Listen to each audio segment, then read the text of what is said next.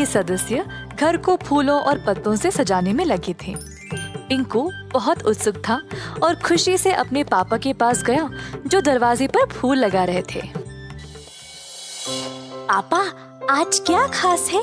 आप घर को इतने सुंदर तरीके से क्यों सजा रहे हो? तभी माँ आई प्रसाद लेके और बोली, बेटा, आज रामनवमी है, भगवान राम जी का जन्मदिन। तभी नीलू आई पिंकू के पास और पूछी अगर वह उसके साथ इस त्योहार पर मंदिर चलेगा। वैसे रामनवमी का महत्व क्या है? हम इस दिन को क्यों मनाते हैं? उस समय बालू आया श्री राम जी की पोशाक में।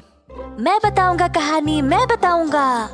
पिंकू और नीलू बालू को राम जी के भेष में देखकर हैरान रह गए। वाह बालू, तुम बराबर भगवान राम की तरह लग रहे हो। ओह, धन्यवाद। अच्छा ठीक है, मैं रामनवमी की कहानी सुनाऊंगा। कई साल पहले रहते थे महाराज दशरथ, जिनकी कोई संतान नहीं थी, जिसकी वजह से वे परेशान थे। संत वशिष्ठ ने उनको ये सलाह दी कि वह यज्ञ पूजा करे और उनको 4 पुत्रों का वरदान मिलेगा। जल्द एक दिव्य व्यक्ति यज्ञ की आग से निकल आया, हाथ में मिठाई की थाल लिए हुए। उसने इन मिठाइयों को अपने 3 पत्नियों के बीच बांटने के लिए कहा।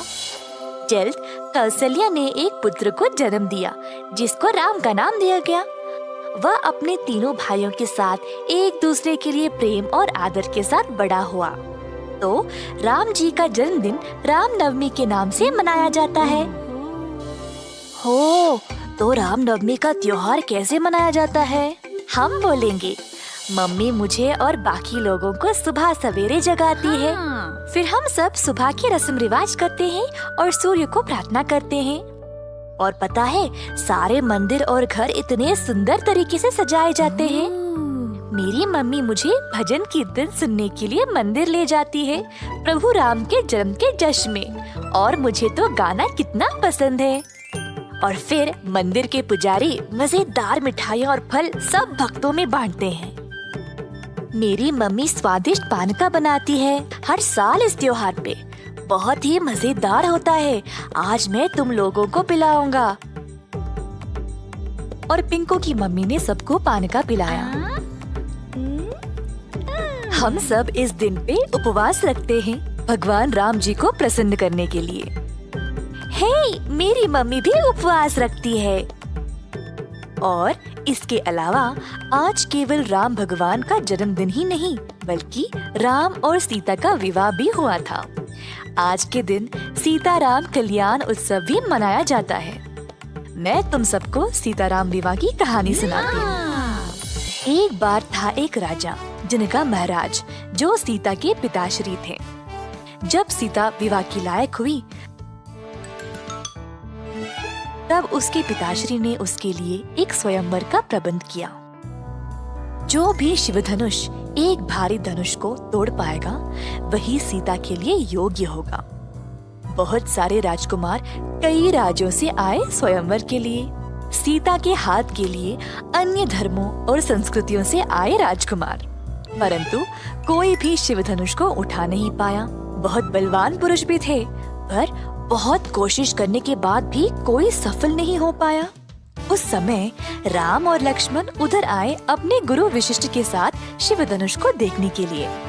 वशिष्ठ ने राम और लक्ष्मण को जनका महाराज से मिलाया और शिव धनुष को देखने की अनुमति मांगी। जनका महाराज ने समझाया कि आज सीता राजकुमारी का स्वयंवर था और जो भी इस धनुष को तोड़ पाएगा, वही सीता के पति बनने के लायक होगा। महाराज ने उनको शिवधनुष देखने की अनुमति दे दी। राम ने शिवधनुष को देखा और देखते ही उससे जुड़ा हुआ महसूस करने लगा। बस राम नीचे झुका और आराम से शिवधनुष को उठा लिया। सब लोग ये नजारा देखकर आश्चर्यचकित रह गए। राम ने तब शिवधनुष को तोड़ दिया और सब लोग जयकार करने लगे। इसके बाद राम का विवाह सीता के साथ हो गया, राम जी के जन्मदिन पर ही। और बहुत सारे लोग जमा हुए इस अनोखे अवसर को देखने के लिए। राम और सीता का विवाह एक त्योहार की तरह मनाया गया। वाह, हमें राम और सीता की पूरी कहानी सुनने का कभी मौका ही नहीं मिला। इस कहानी को सुनने में बड़ा मजा आया। मैं मंदिर में जश्न मनाने के लिए अब और इंतजार नहीं कर सकता। तो चलो और सजावट करने में मदद करें, बहुत मजा आएगा। फिर हम स्वादिष्ट मिठाइयाँ भी खा सकते हैं। मुझे सब में हिस्सा लेना है। एक मिनट दोस्तों, मैं अभी आया। पिंकू भी राम जी के रूप में तैयार हुआ और फिर तीनों दोस्त साथ गए मंदिर रामनवमी मनाने के लिए। एक दूसरे के साथ सबने बहुत मजे किए और मंदिर में अपने परिवार के साथ अच्छा समय बिताया। सबको रामनवमी की शुभकामनाएं।